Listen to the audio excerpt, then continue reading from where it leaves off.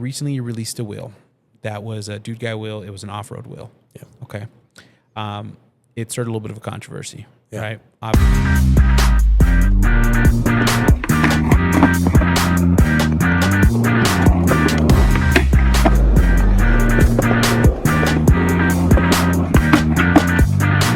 Bigspin Podcast, Fingerboard Podcast. Thanks so much for being with us. I am FB.Christopher. You are you. And this beautiful luxurious of a man is Clark from DudeGuy. There you go with your own sound effects. Yo, there is no way to have a conversation about fingerboard wheels in modern time and not talk about DudeGuy Wheels. And you've given us that. Thank you. How are you feeling? I'm feeling great. I think I should be a lot more tired. Maybe I am, but maybe I'm just excited to be here. But you know what? It's becoming a thing that these things are just filmed at like midnight. Yeah. It's 11:52. That's when you do your best thinking. You know, that's how it goes. Give us some context why we're here in Utah. And just for the record, we're at a super bougie hotel filming this at midnight. Yeah. Why are we here? Give us a brief overview of the weekend. What's going on? Okay. Well, I think it really does start this week. We finished building out our fingerboard store early this week. Hell yeah. And then Black River guys got in Wednesday. We were hanging out, going around town, showing them Utah. Thursday, we picked up the boys from Santa Ana. Hell yeah. And then Friday, we had at this bougie hotel, we had our pre-launch party for our fingerboard store. And then today, we launched our fingerboard store. So hell yeah. And I'm sure everyone's seen the viral video of the fingerboard parks in the hotel. Oh, yeah. That's the hotel. Mm-hmm. Yep. There's been a couple viral videos of this hotel fingerboard park. Give me the super high overview again of the hotel parks, Black River Parks. It's actually a great story, but I will give it a high overview. Okay. So the hotel is Pendry Park City, and apparently someone high up in the company's, money having scheme. Yeah. Son liked fingerboarding, and he said, "Let's buy a fingerboard park. This is a multi-million-dollar hotel, and $5,000 whatever for a Black River Park was not exciting to them." Yeah. So they were just like, "Okay," they got it, and then they had it for a couple years. They didn't know what to do with it. I found out about it, and I was like, "I know what to do with it. Let's get some people out there and such it." So that was a couple years ago. We came up here, and then after that, everyone started coming. So they just had a Black River Park, but they had it in like storage for a while, and now they just have it out by their sports place, and people just use it. It's just outdoors under some cover, but it's free to use all the time, free to use. That's There's 2 Black crazy. River Parks and the full half pipe. Why are they the same? Because our legend of a wonderful man, Brian, who runs the Shout out, sports shop, Brian. he helped us out with this whole event. Shout out, Brian. He's not a fingerboarder. He's a hotel rental, outdoor equipment guy. I love it. And he wanted a second park. He's handsome. And he didn't know there were other parks probably, and just the same one. The same one twice. And he told me, he's like, "Well, we turned it this way, so now you can hit it from different sides." Hey, you know what? like- Hitting it from different sides has never sounded better. Yeah. Pause on that. All right. Obviously, we're going to talk about all things DudeGuy, right? We're going to talk about Skate Station, right? I want to touch on level ledges. Obviously, there's some lore there that ties in. Sure. First, I want to talk about baby Clark. I want to talk about the night of conception. Okay, maybe not that far back. We didn't get that X-rated. Yeah. But talk to me about baby Clark. What was it like essentially growing up here in Utah? And give me like the overview. What was it like growing up here? What were you like as a kid? Yeah. Let's talk baby Clark. Well, fun fact, I don't talk about this that much, but I probably would say I grew up in California. Really? So I was born in Utah, lived here for 3 years, and then we moved to the Bay Area and like San Mateo, and lived there till almost end of elementary school, and then back in Utah. But my extended family's always lived in Utah, and we visited here, somewhat frequently, even during that time of living in California. Yeah. So, yeah. Damn. And that kind of ties into like the next stuff I want to talk about, not to jump too far ahead into like your like early teens and adulthood, but like you travel a lot, right? Like when you're growing up. Yeah. I mean, yeah. I know you were telling us all day yesterday about you speak German. Yeah, that's a fun fact. Yeah, I lived in Germany for 2 years, and I also studied German. I got a minor in German. I always kind of forget that. So Wow. I got an engineering degree, but I also got a minor in German, not because I thought it was really going to benefit me in the long run. I just wanted to do that. Like, Okay. I got my engineering degree to like be a good citizen or whatever. There you go. But I got my minor in German for me. I just got it because I like Germany. I love It's it. cool. Say something right now in German that only Ollie, the hooligan, who's going to be listening to this when it comes out, would understand. Wir haben eine schöne Zeit gehabt, gell? Wow. I don't know what you said, but hopefully it wasn't anything crazy. No. You have to get demonetized. If people know me, which some people do, I'm a pretty casual, wholesome soul. So I just said that love we had a that. great time this week. Hey. It was really nice to have the Black River guys out this week. These are really great guys. I'm going to take your word for it. I love that you said that because this weekend. Someone in the chat will know. Yeah, someone in the chat will know. Yo, but thank you so much for this weekend. Just to kind of wrap that up, because obviously you brought me and Clay out. It was super, super, super fun. Having said that, talk to me about growing up as a kid, though, because you spent some time in California. Yeah. I mean, obviously, growing up in California, it's got to be different from, growing up in Utah has got to be way different from growing up in other parts of the country. What was it like growing up in Utah, essentially? Well, actually, I was going to say, like, to that point, for me, this goes into living in Utah, but it's also separate. I have 8 siblings. Really? And so I have 8 siblings, and it was always a busy time in our house. And so a lot of times we were just spending time with each other.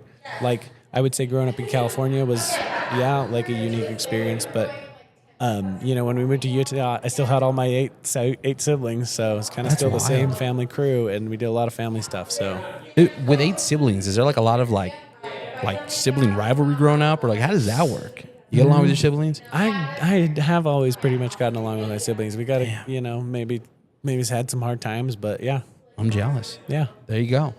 As far as because obviously we're here to talk about fingerboarding, which ties into skateboarding, ties into action sports. But from what I understand, you were like a really good skier at one point, right? Did that start in like childhood, or did that kind of like later in life, or where are we at? So I would say like even been like before skiing or below skiing, like at the core of me, I just like that was deep. I do like doing flips. Core of me. I like doing flips. Okay. I like jumping off of things. I like being in the air. I like being a little adrenaline junkie. Hell yeah, like a trampoline kid. Yeah, dude. Like people used to, I never understood it. Like people would say, "What do you do for fun in the summer?" I say, "I jump on the tramp," and they would like laugh at me. Well, not like super rude, but they just didn't get it. I was like, how do you not get it? Like, there's a million tricks you can try. You can like try to get your back. It's like fingerboarding. You know what I mean? Yeah. Anyone can do, or like a lot of people can do a backflip, but then you like try to style it out. Like add something to it. There you go. So I like doing flips and stuff. And when we moved back to Utah, I got into snowboarding actually first.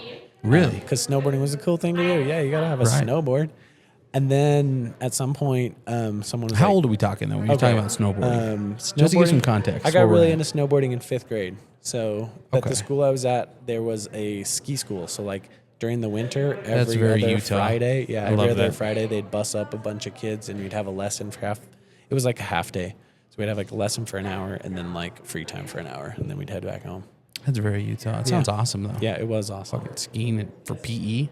Yep. That's awesome. It was great. Okay. Very blessed. You're starting snowboarding in school. That seems like the ultimate like lead into skateboarding, but then again, it's like you went straight to skiing. Yeah. I went into skiing just because I had friends who started doing it and I got really good at that. And I always kind of wanted to be into skateboarding, but I just never had friends who skateboarded, or I didn't have, maybe not never, but like my close circle of friends didn't skateboard.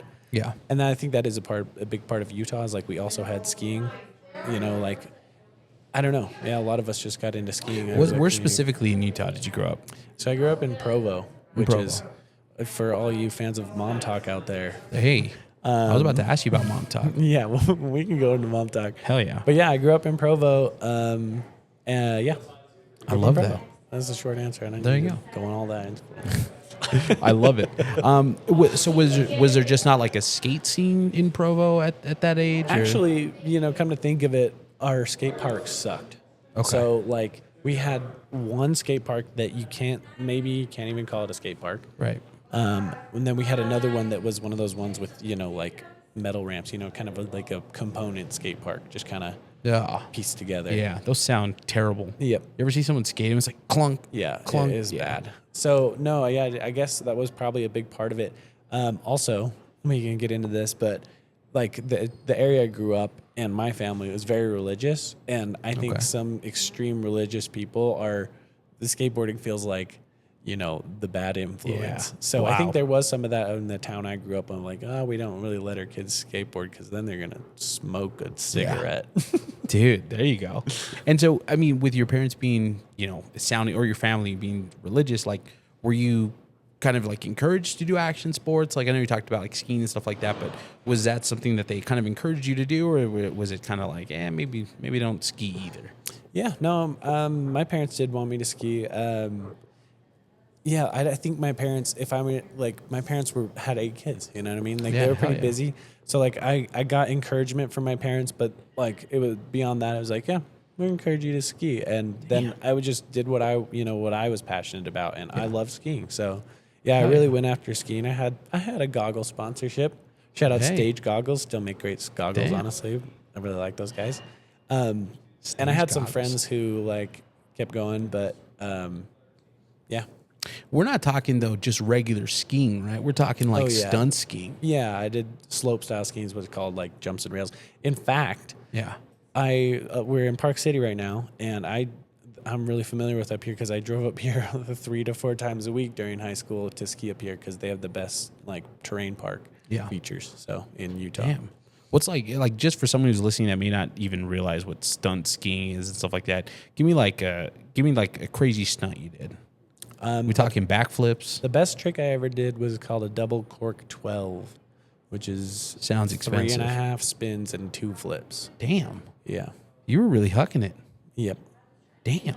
And so were you ever pro or anything like that, or just like semi-pro with the goggle thing? Yeah, probably just semi-pro. I mean, yeah, I didn't really even get into that realm where people were defining whether they were pro or semi-pro. It was just mostly, you know, trying to be the sickest one of the friend group and getting some free swag, pretty much. There you go. When it comes to the Utah, I know you brought up mom talk, but like when we're talking about Utah, especially like in today's climate, like there's so many things that come to mind that probably shouldn't when there's probably such great stuff going on in the state. But mom talk is definitely something that comes up, right? Sure. What is like the biggest misconception about Utah as someone who has spent a lot of time here, obviously most of your life here? Biggest misconception. I would say the biggest misconception is that like most people are polygamists, like have multiple wives. Like that's just a very common thing. They're like, oh, so you're from Utah, you have a bunch of wives. Right. I think pretty much everyone knows Utah is very well connected or very closely connected with the Mormon Church. Yeah. The Sister wives taught me all about it. The like core Mormon Church, the primary Mormon Church, doesn't practice polygamy anymore. Hasn't for however many years. There are offshoots of that religion that do, but that's not that. That's pretty kind of rare. So Okay. anyways, So it's just like a anyways common on misconception. Yeah, there you go. So like the stuff we see on TV, total not what it's normally like. It's like just cherry picking a specific thing. Okay. But like that's sister wife specific with polygamy. I mean, like mom talk, that's a little more real.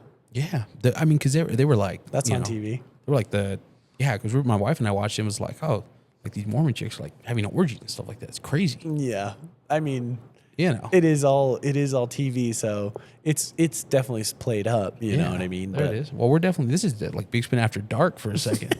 While we're at it, I'm asking for a friend. Shout out Jake. And feel free just to totally not answer this. But what is soaking? Okay. So there's a lot of really specific rules as a Mormon. Okay. And one of those is that you just don't have sex before you get married. Okay. Seems. But the youths of ever are curious, and so define sex. And so here's where we get Ooh. if you're in but you're not thrusting, is it sex?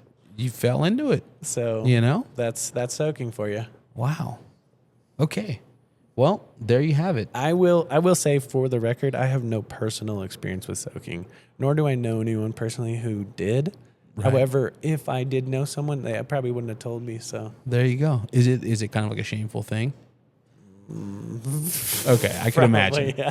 I could imagine. What's creasing? I don't know.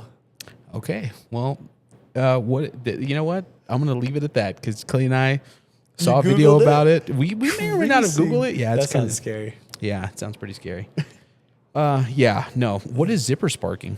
Zipper sparking is dry humping because you got your zippers and they're sparking, Wow, but you got your pants on. dude.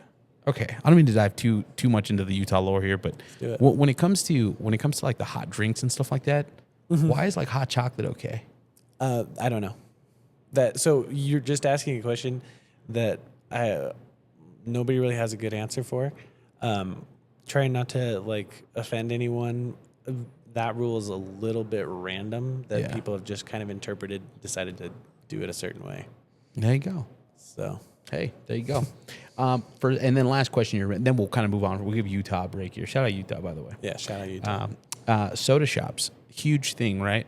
My wife was like, you have to check out the soda shops. Yeah. For anyone that's listening that may also want to check out a damn soda shop, are they worth it? Are they worth the hype? For the record, I did not know. I'm in Utah. I didn't know they were like a big thing. Like, I didn't know people were hearing about them till literally when you guys came out. Like Black River guys were like, I'm sorry. we got to go to Utah soda. Well, that was fine. We're like those Californians that just watch No. mom talking, Well, and we're just like, hey. I think it's kind of okay for Utah because we've got skiing, but there haven't been a lot of like touristy things to do in Utah besides outdoors. So like having the Utah soda shop be a thing people are excited about. Cool. Oh yeah. I enjoyed taking the people who I took to it. I enjoyed taking them over. I love it. Yeah, we went to Swig and I got the, dude, it's called like the Dew Dragon or something like that. Oh, yeah. Dude, that thing was gnarly. Yeah. That thing was gnarly. If you want to know what the soda shop is like, it's basically like drinking a melted Slurpee. Wow. And where did that come from? Just to wrap this up, the whole no caffeine Yeah. thing, is that a thing, right? No Yeah, caffeine? well, so or- it comes from the hot drinks thing. So there's a Mormon revelation rule or whatever that you're not supposed to. That it says hot drinks are not for the belly. That's what it says. And then that's not very clear. So people have come to interpret it that you can't drink coffee or tea, but you can drink caffeinated beverages like soda. And so Mormons don't drink coffee in the morning, so they drink Yikes. soda with creamer, which is different, right? Huh. You know, maybe. That's for the internet to decide. Yeah. Okay. All right. Moving on from Utah, but thanks for giving us that insight. Yeah, but That we'll was still awesome. be here in Utah for the rest of the podcast, for the record. Yeah, for the record, we're definitely still going to be. Yeah, we're definitely not moving. As far as for like your high level skiing that you were doing, right? That takes some serious discipline, serious creativity. Do you feel like some of those same qualities showed up in the things you do? Not to jump too far ahead, but like in DudeGuy and stuff like that, or even in your skating. Do you feel like even at a young age, you've always been kind of like very creative, very like skill driven? Yeah, I would say so. I mean, it's just part of, my personality, and everything I do is pretty filled with my personality. I like putting myself out there, whatever I'm doing. So yeah, I was passionate about skiing and put myself into it, and do that with fingerboarding, DudeGuy, skate Hell yeah. station, whatever I'm doing. Hell yeah. What about very like into DIY stuff? Because it seems like obviously at the core of like DudeGuy, it's like obviously you've done so much more since the start. But when you first launched, I felt like everything was like about the recycled wheels. Yeah. Even though I think those came second, right? Because you were printing wheels first. Yeah, Formula One technically came first. Okay. Recycled wheels just took off. The internet likes recycled wheel content. There you go. I Yeah. love it.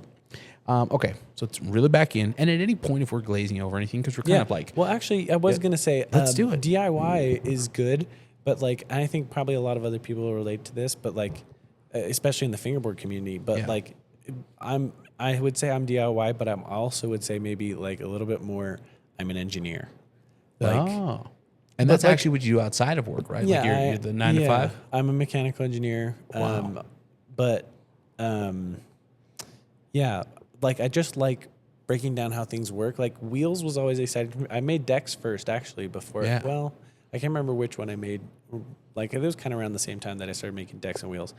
According to Instagram, it's Dex. Yeah. I did a deep dive. Yeah. Okay. There So, you go. there you go. Yeah. I think I was probably 3D printing decks very first. Right. Is what I was doing. And I like making decks still. I liked making decks, but for me, it wasn't complicated enough. Like it didn't hold Right. my interest. Whereas designing a wheel that locks in a bearing, almost all the Yeah. time. Hit me up if you have Yeah, any issues. if you have any issues. Wheels are hard, but that's part of the thing I like about it. Like, I remember when I first started doing recycled wheels, I would come in after spending 3 hours on not making a successful single wheel and tell my wife, I'm like, I'm so close. She's like, why are you doing this? This is so dumb. And I'm drive. like, I got to figure this out. This is so Chase. interesting to me. I'm so curious about Yeah. like how I can get this to work. I'm like, I'll try glue. I'll try this kind of bearing pocket. I'll try this kind of press fit or whatever. Yeah, like yeah. just trying anything, see what sticks. yeah. So that stuff is really fun to me. Hell yeah. Reverse engineering it. Well, Yeah, listen, exactly. don't want to jump too far ahead to Dude Guy, but I will say this. We've obviously are jumping around a little bit just because it doesn't fit Yeah. in the perfect timeline. Anything we need to go back to or touch on or needs more context, just let me know. Yeah. I'll be happy to go back and talk about more Mormon stuff. Yeah. But, going forward, to be more specifically, for a lot of people on the podcast, action sports is like what leads into fingerboarding. Yeah. Right. And I know that I know skateboarding was like, you kind of talked about it a little bit, but you had mentioned that you got more serious about it later in life, right? Yeah. So where does fingerboarding come into play? So you're super into skiing. Obviously, you know of skateboarding. Yeah. Where does fingerboarding come in? Yeah, I think, you asked a question a while ago, and I feel like I can answer it better now after this question because I'm thinking about it, like with my personality and how it fits into things. Sure. I think my personality is honestly just that I like to be moving around. Like, that's a big part of it. Like, Yeah. I'm self-diagnosed ADHD. Okay. I'm Half the internet is? Yeah, I'm There you go. always fidgeting. Like, always had something that I was playing with, like fingerboard. So like tech decks, I got into tech decks because I just liked fidgeting, not because I knew that much about skateboarding. Yeah. Now, my knowledge of skateboarding came mostly from Tony Hawk's Pro Skater. Dude, Nintendo who's 64. your go-to? Kareem Campbell. What? Yeah. No way, with the cargo and Yeah. cargo shorts and the blue jersey? Yes. That was my guy. I always had the yellow deck, and I would put yellow Hell yeah. wheels with it, or blue. That was my 'cause, guy. There was the blue highlights, on the graphics. So. Bro, that's so crazy you said that. We're right here right now. Yeah. We're locked in. Yeah, we can just end the pod right now. Yep. End it on that note. Yeah, that's all you need to know. Dude, okay. Favorite skateboarding brand growing up? So that's funny because, I didn't know that many skateboarding brands. I love it. I love the honesty. Vulnerability. I would honestly say most of the skateboarding brands I knew because of tech decks. Yeah. And also, this is kind of random that I forgot about. I haven't told this story in relation to fingerboarding since right now. Yeah. But my most favorite memory of buying tech decks was at a shop in Laguna Beach. Damn. So my family would visit Laguna Beach once a year. It was we'd go with extended family. It was just kind of a tradition. Yeah. And there was this little tiny toy store near the beach. And every time I went there, I was like, I'm going to get a tech deck. I Right. totally forgot about that until right now. And I really remember having an Enjoy board and a mini logo board. That's sick. So I remember those really well. Did it just occur 'cause to I you liked the early graphic. on? Did it occur to you early on, when you started getting tech decks, that you were supposed to do tricks on them, with your fingers, Yeah, or was it actually. more collecting? And No, stuff? totally. Because I remember making slow motion videos of me just ollieing over things. Or I will never forget Slow this. mo ollie. Yes, I will never forget this rail that was it was for an IKEA bunk bed. It was this metal rail, and it was this really sick. Oh man, I have to make this rail someday. It was this wavy rail. It kind of looked like that little structure over there, but with one more Damn. wave. And anyways, I would tape that onto some books, and grind on it or whatever. But Hell yeah. I didn't have the verbiage to go super far with the tricks. You know what I mean? Right. So yeah, I didn't get crazy into tricks till a lot later in life. Okay. Makes sense. But still, I was trying tricks. I love it. Do you remember your first pro fingerboard? Because obviously, tech Yeah. decks, huge world of difference from a pro board. Yeah. Which I think now we're tiptoeing into your life as a fingerboarder, which if I'm not mistaken, that's something you picked up again later in life, right? Yeah. Okay. And I'm assuming a broken knuckle fingerboard does not count as pro. Oh, it totally counts. Okay. I mean, I'll Then- give it to him. Yeah. Broken knuckle. That was my first board. Yeah. Well, I think they're the same, but it was sold under P-Rep. Yeah, P-Rep. But, Yeah, that's you what know. I always thought of it as, but I feel like more people, whatever. Yes, that was my first fingerboard, and that was in 2015. Mm-hmm. I'm trying to remember what exactly got me back into it. Actually, I do know what it was. It was my friend Colby. Okay. He had made a rail in So it was actually my good friend Tab. It's his younger brother, and he made a metal rail in his his metals shop class. Yeah. And he had gotten a P-rep board, and he was like, Hell these yeah. are wooden boards and foam tape. It's so much better. And I can kickflip. Check this out. And he's like, if you can do 10 kickflips in a row, then you got them on lock. Damn. And I was like, I got to get a kickflip. And that was, so this was like kind of coming back to fingerboarding where I had it like on and off. I also had a wooden tech deck before that, but it's kind of same thing, just kind of messing around. Yeah. And that was like, oh, and I was at a call center job. And it was so boring. That's the and best. We had all day. And I had like a couple homies that skated. And I was like, check out this fingerboard I got. You should go get one. And we started doing games of skate during like breaks in like the conference between room. calls. I would like schedule a conference room for a game of skate. And we would like go in there for That's 15 minutes. crazy. It was so fun. How long did you do? Side note, how long did you do the call center stuff? Actually, like 3 years. Like it got me through college, honestly. It was like a really well-paying job. Call center is the way to go. Yeah.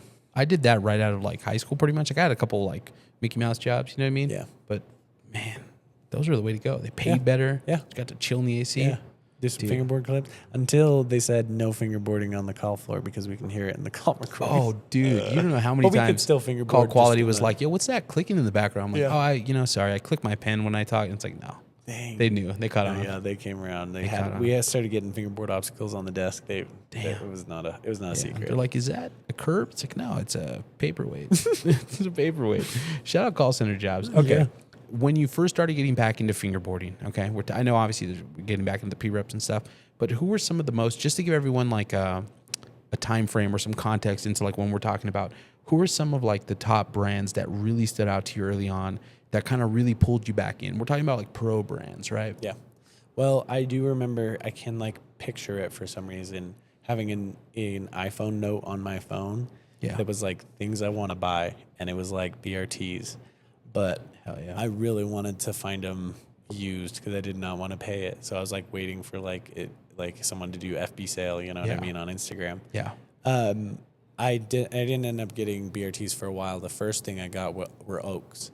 I met a guy named David through Reddit, just trying to like find out about fingerboarding more. And he was like, you should follow me. I'll give you some recommendations and stuff. He was like, wheels are the most important, which is actually kind of funny now. In hindsight. And he's like, Oaks is the way to go. And I got some Oaks. I loved those Oaks until I lost them at the Salt Lake City airport. Damn. On this whole R.I.P. setup. the Oaks. It was a sick setup. What was the setup? It was a deck I had 3D printed, but like thinking back, the colorway was so sick. It was like this earth tones, like kind of silky color. So it was like a 3-color split, and it said, I think it said DGFB down the middle. And I had the Oaks, and I had Vortex trucks, those base plates that they were doing. Base plates. Yeah, I think it was probably just China hangers, like the classic 34 millimeters. Yeah. But yeah, Vortex trucks or base plates, yeah. Damn. So when you talk about that board already having like the branding on it and stuff like that. Yeah. So like how quickly from when you rediscovered fingerboarding and got back into it, how quickly was like your mindset already like, I want to do a brand? Like what was DudeGuy already the brand name, or was that just like a username, or, and I hate to jump around here, but now since we're talking about it, give me the lore on the name. Okay. Yep. So okay. At the same time that I got kind of back into fingerboarding, I was getting into FPV drones, which are like those racing drones where the goggles go real quick. Dude, side note, the fucking drone footage is crazy. Yeah. Clay and I were like doing a deep dive on the Instagram last night, and I was like, bro, this is insane. Yeah. You were filming one of your homies? Sorry, I didn't mean to interrupt you, but yeah. Yeah. The drone footage is skate crazy. clip? Yeah. The skate clip. That was like your second or third post on DudeGuy. Yeah. Your first one was that you were a noob and that you wanted advice. And then I noticed that you commented on your own fucking post and said, have fun. That's a fun fact. Do you remember which account I commented from? Because I knew it was my personal. No, it was a personal. Yeah. It was like Clark something. Clark.check. And you commented on your own damn post and told yourself to have fun. Yeah. I love that. That like sums up DudeGuy. Yeah. Like telling yourself, just have fun. Yeah. I love it. Dude, I didn't even think that's like a deep metaphor. I think I would like comment that like a year later. That's awesome. That would be awesome. We're going to run with that because that's like a wholesome thing. Because if you did it right after, that'd be kind of fucking weird. Yeah. But we'll it was a year later. Yeah. Okay. Back to the drone. Sorry. Okay. Little fun fact. Yep. So I got into drones and I got really busy with that. Like I actually started doing that as kind of a business. I was repairing and building drones for people because What am I touching? Oh, thanks. There you go. You like that? I was building and repairing drones for people because at the time that I got into it, it was not easy to get into it. You couldn't just buy one and go. You had to kind of build your own. Yeah. So, and that's what I liked, again, the challenge, the engineering side of it more than the filming, because I did also do some really sick filming gigs. I filmed some music videos. I filmed, I got to do a film thing with Ski Utah, which was like my top experience like that I could have done. Moment. Yeah. Another favorite one is I got to film a haunted house in Salt Lake City. That was super sick. Wait, we're talking like fake Halloween, like come bring your kids, or we're talking like a real sick, like demonic, it's probably my favorite video project that I've ever done. Flew through like a flamethrower for it and filmed in some really tight spaces with some actors and things. Yeah. And their production, I will shout them out. Not a sponsored ad, Fear Factory. Check them out if you're in Salt Lake City. Damn. There you go. They were on Mom Talk. Damn. Did you see that one where they go into the Honestly, I've been watched so much of that show with my wife. It's possible. Shout out Chris's wife. She'll know what I'm talking about. Hell yeah. You know what's funny is I want to say we just started season 2. If I'm not mistaken, season 2's out. 2. Yeah, and then she started, the chick with the dude who cheated on her, and she's pregnant, and that's crazy. Yeah, drones. There you go, drones. Drones at a haunted house. So I got really busy with drones, and that kind of because I was so busy, I was kind of in and out with fingerboarding. There's definitely a post around that time where I was like, I haven't been posting much, but I want to post more.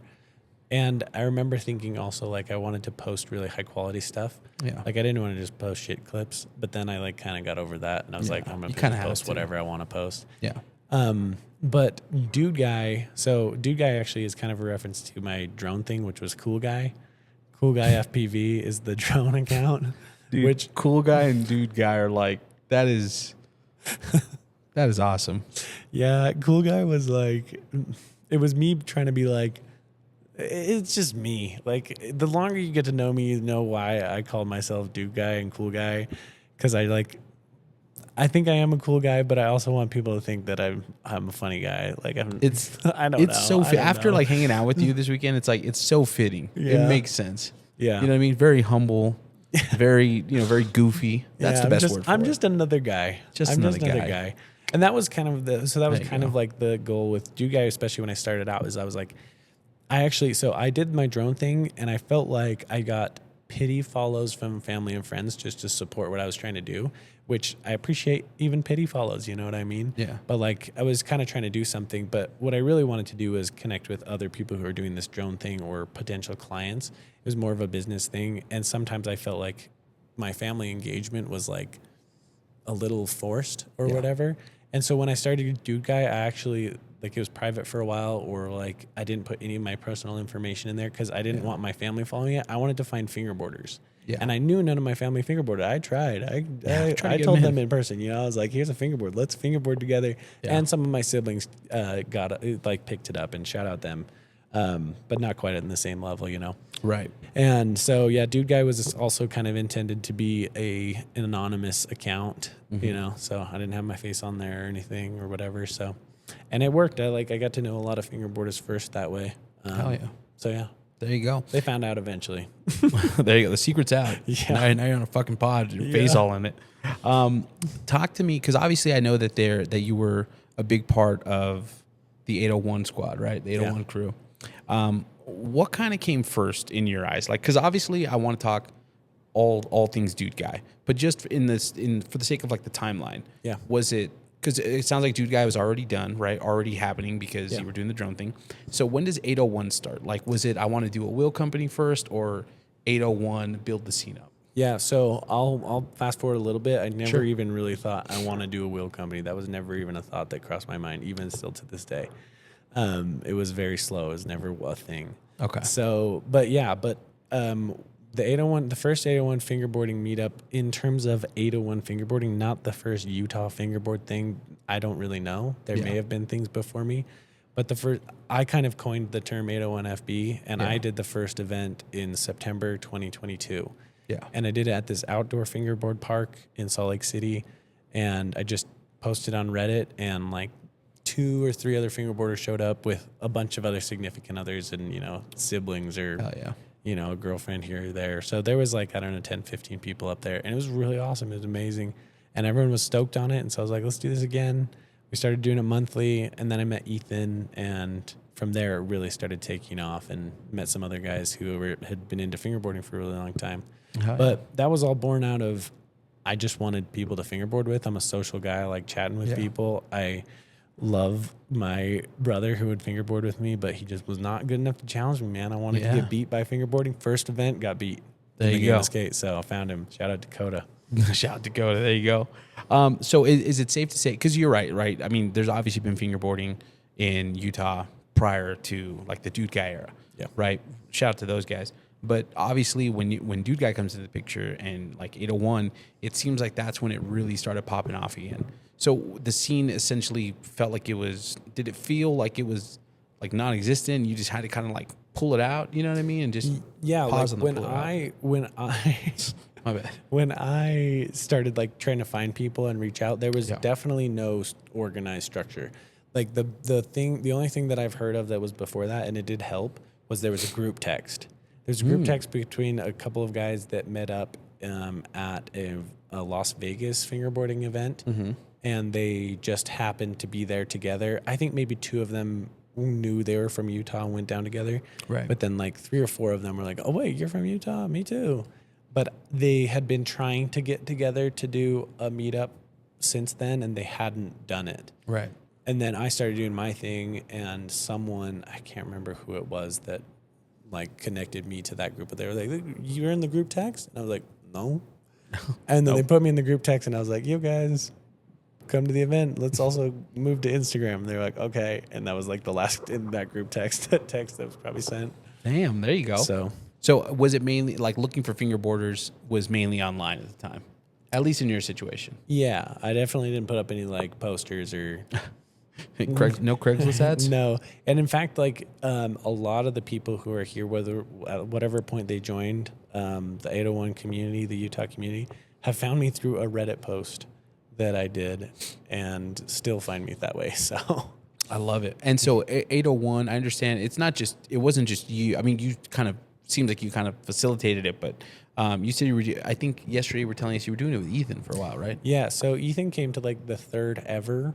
And for context, that's Ethan, Sketchmade. Ethan Sketchmade. Okay, Shout out cool. Ethan. Shout out Ethan. Shout out Sketchmade. Yeah. Ethan came to the 3rd ever, and that was in November in Utah. And that is a really cool time of year to try to have an outdoor fingerboard meetup. But we didn't have a space. And so I was like, okay, I guess I'll see you guys in the spring. And then Ethan was like, my dad has a basement. And I was like, all right, let's do it. Sounds kind of scary. Yeah. Out of context, it'd be kind of like, it really is. There you go. But we had a couple kids who their moms would bring them, and shout out those moms, shout out those kids for, braving the basement. And we're a wholesome group of guys. So it was great. It went awesome. But yeah. Hell yeah. Shout out Ethan for joining, because he really helped us he's also done events in the past in his other lives of hobbies and things that he's done. He's like hosted events. So he had a skill set already, and it really helped. So, would you say that 801 is more at this point a collective of locals just kind of showing up and putting on for the community, or is it still kind of very much feel like you and Ethan? I would actually say it's very much community. Like, yeah, sure, Ethan and I are the ones who say this is the date for the event, and reach out to like people to sponsor it or whatever, make the schedule, but it's so much like.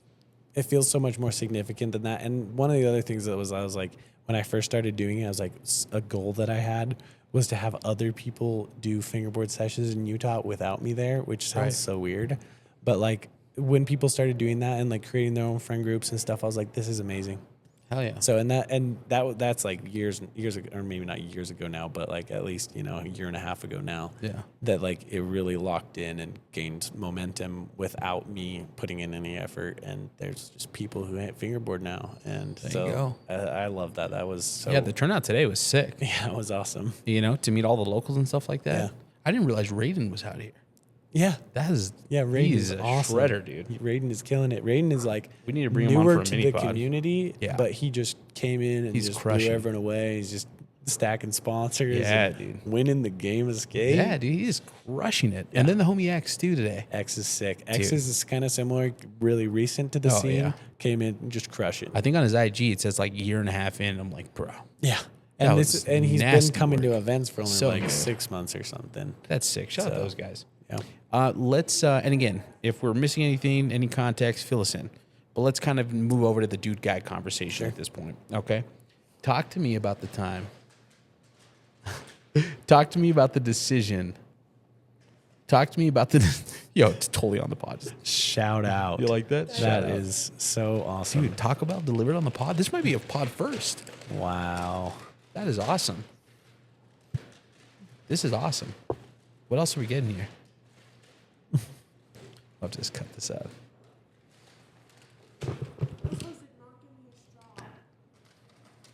What are we pushing? Taco Bell on the pod. That's a first. Diet Coke on the pod. Whatever you're Dude, drinking. shout out Diet Coke. I don't know. What? Oh, don't worry about it. I'll sip it through the cup. I'll figure it out. What is this, by the way? What is this? Oh, perfect. Perfect. Pepsi. All right. Shout out Diet. No, I can't even say that. Jake would kill me. Shout out Diet Coke. Yeah, I like Diet Coke. Where's the bummer thing? I think it's the yellow one. Yeah. Pepsi. Pepsi. That was perfect. Should have put that there. Pepsi. All right.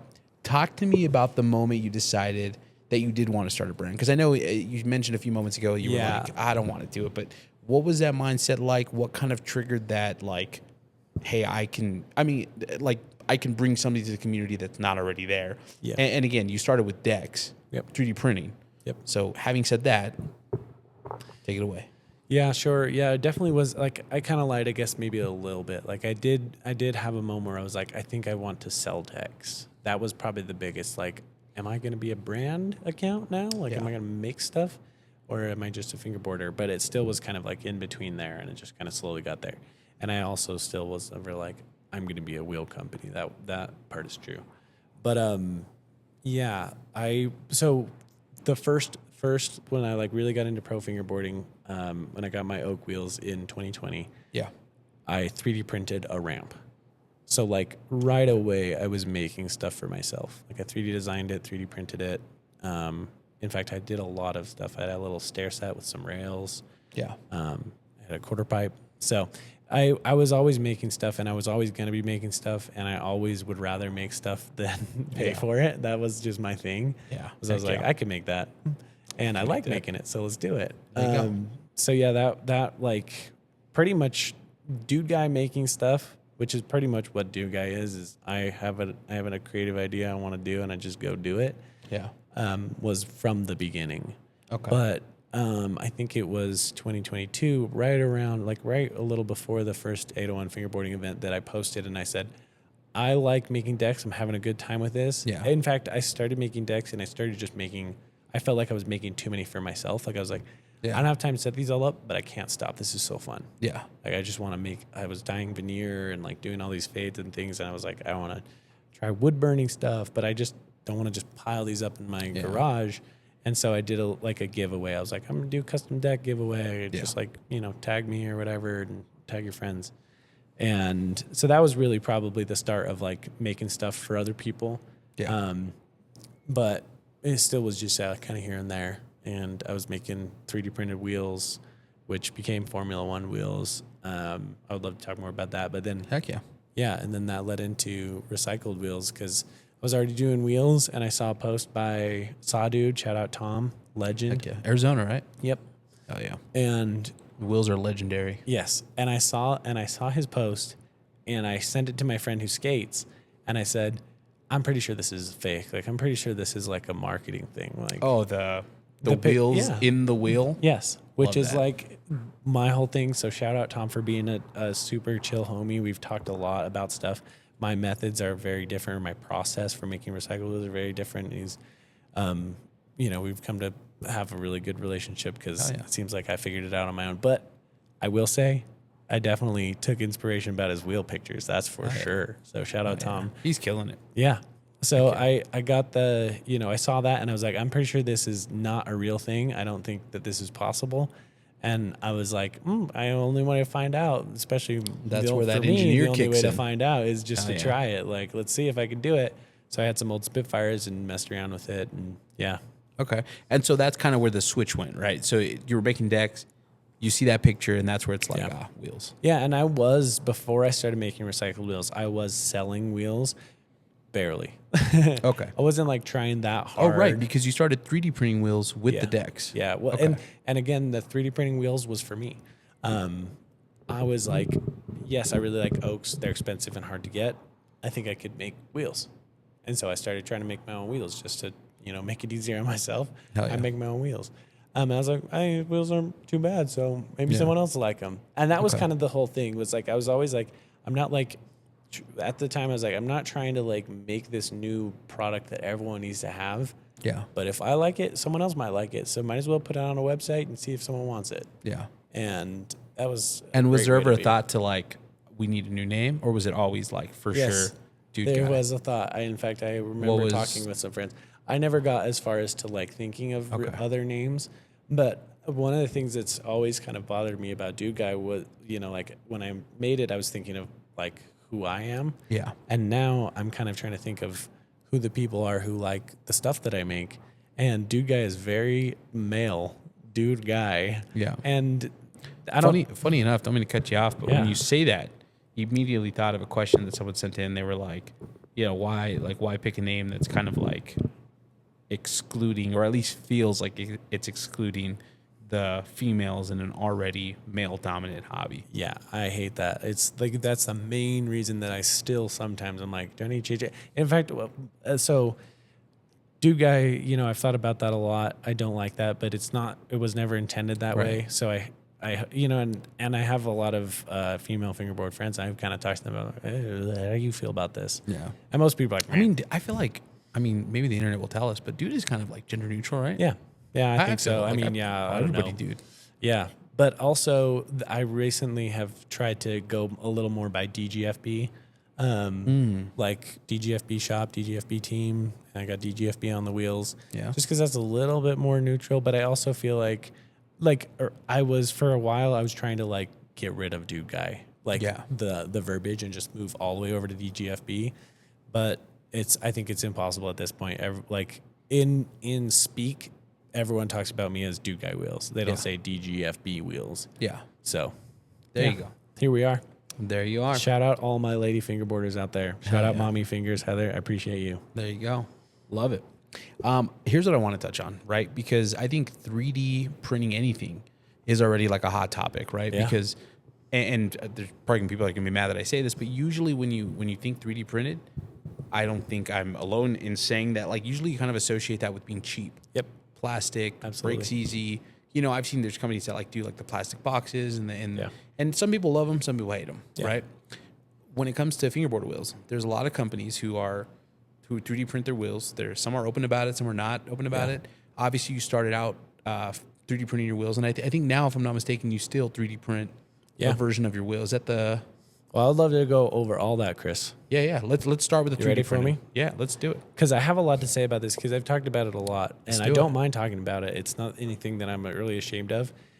I don't talk about the fact that my wheels are 3D printed now, simply for the fact that people have preconceived notions, like just like 100%. you said. 100%. So, like, I think it was probably a little over a year ago that I kind of stopped talking about them being 3D printed. Right. But for the first at least year, I was very upfront about it, because I didn't want people to buy my wheels, get them, realize they were 3D printed, and feel annoyed or bummed. Yeah. So I was like, these are TPU wheels, and I don't mind saying that. That's on the internet too. My wheels are made out of TPU, and they're 3D printed. That was like my whole thing, and they're not that expensive. I Right. didn't spend that much time post-processing them. I would send the contact patch for sure, because that's a must. But that was pretty much it. And they were just like budget wheels that anyone could get. Yeah.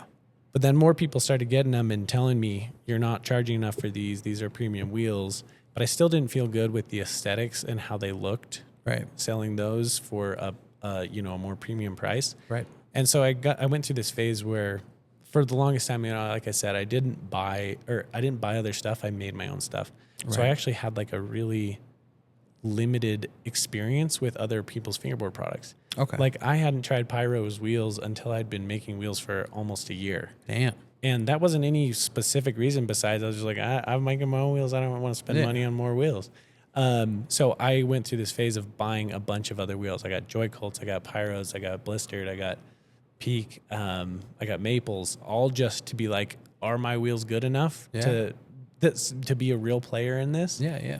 And at the end of the day, I was like, yeah, they are. Like I can hit that. I think I can hit that price range, and it feels like it works. Yeah. So, but at the same time, I was like, but I'm still not happy with the aesthetic presentation if I'm going to be charging like $38 like Pyro does, which shout out David. I love Pyro's wheels. They're amazing. Shout out Pyro. So yeah, I've spent a lot of time kind of finalizing things. And now at this point, okay. And then also rewind just a little bit. Sure. Even during that time when I was being upfront with people, I was trying to be really educational and say I use TPU, which is a urethane filament, and it's 95A, which is very soft and grippy. Yeah. But still, people were like, I know what 3D printed is. That's hard plastic, and I hate that. Right. And I'm like, it's not hard plastic. You can hate that it's 3D printed, but it's not hard plastic. It's not going to feel slippery. These are very grippy wheels. I always told people that they feel like recycled wheels, and that's true. But people didn't believe me. I had to seriously have some conversations to convince people to just try my wheels. And so that's why I stopped saying it, is because more people will give my wheels a shot. And that's what I care about, is giving my wheels a shot. Right. Not that whether they're 3D printed or not. And shortly after I started calling them Formula One to get away from calling them TPU wheels. Yeah. We used to do TPU Tuesdays. Now we do F Wednesdays, F Wednesdays. Okay. Was just to avoid that whole conversation of, I know what your wheels feel like already, even though I haven't tried them. I like that. And I did a whole post about like, are they 3D printed or not? And I was like, yes, they're 3D printed. This is why I don't talk about it. Everyone drop your feedback of what you think of these wheels. Yeah. And this was like a couple years ago, or like a year and a half ago. And the feedback was like, I was shocked with how positive it was, because I just wanted it to be like a customer review type thing, but on Instagram. And so, that was really, really awesome. So yeah, that's kind of a brief history on Formula One and 3D printing wheels, this DudeGuy. And oh yeah. So Formula One came first. Yep. Then that's when you kind of just started to pepper in the recycled wheel thing. Oh yeah. Well, so Formula One was pretty in its rough stages when I started doing recycled wheels. So I really started making recycled wheels as a product probably first. That was like the first product that I was known for, and I really did, was recycled wheels. Just because social media really liked it, whether it was fingerboarders or even people who didn't fingerboard. You know, if I post a process video of me taking a skateboard wheel and turning it into tiny fingerboard wheels. Those videos are always... Yeah, people like them, even if they don't fingerboard, which is great. You know, I think that's awesome. It's good for fingerboarding. Yeah. The first viral post I had was I made a set for Bev Up, Nathan. Shut up, Bev, dude. Yeah. And he hit me up. He just was like, these wheels are sick. And I was like, can I please make you some? You are so cool. That was like my first starstruck moment. He's like, sure. Yeah. So I made them for him and just posted a picture of it. And it like got like 50,000 likes. It was a picture, not even a reel. And I remember I was like, this is crazy. Got some haters in there. I was like, this is crazy. Like not even that bad, but I love it. It's just, it was like the first moment. I was like, whoa, all right, let's keep doing this, I guess. Oh, yeah.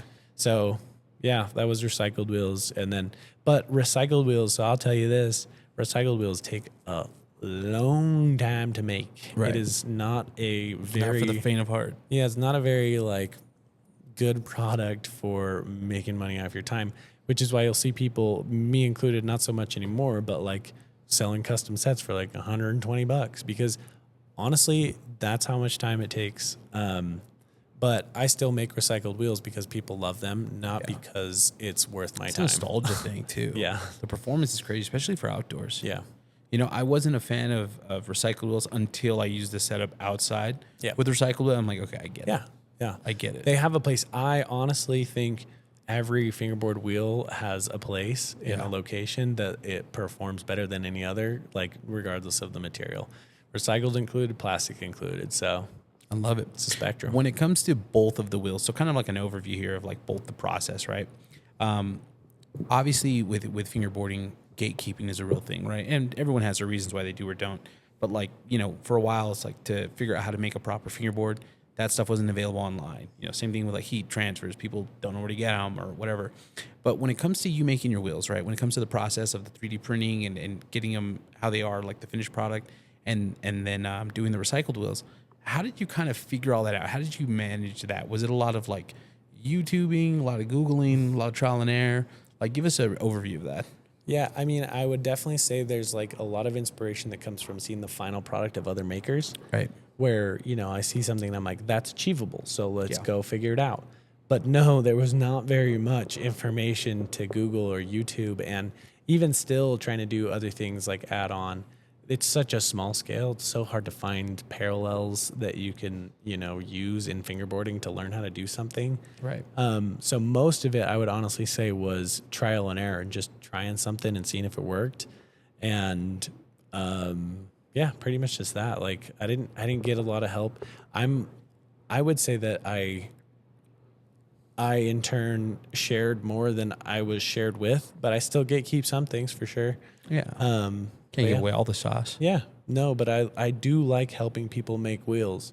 So yeah, it's not something I'm afraid about. And I have always said, if someone is making wheels better than me and they're taking my market, then I either need to make better wheels or I need to get out the game. There you go. It's not a thing about pride. Like, people who deserve their spot. So Hell yeah. if I don't deserve my spot, then I gotta step it up or, There you go. you know, step down. I like that. But I'm gonna There step you it go. up, folks. Step it up. Keep stepping. Big steppers. That's Dude, right. big steppers.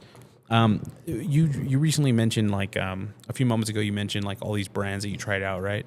Totally just off the cuff question. What's your big three? Oh man. And not to shade any of the companies he doesn't mention, but like, what's your big three? Okay, I can ask a follow up on that.